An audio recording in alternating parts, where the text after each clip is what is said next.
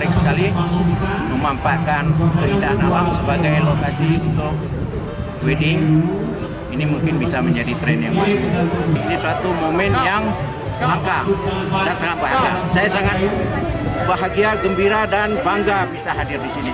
Demikian, terima kasih. Acara pada hari ini sungguh suatu luar biasa.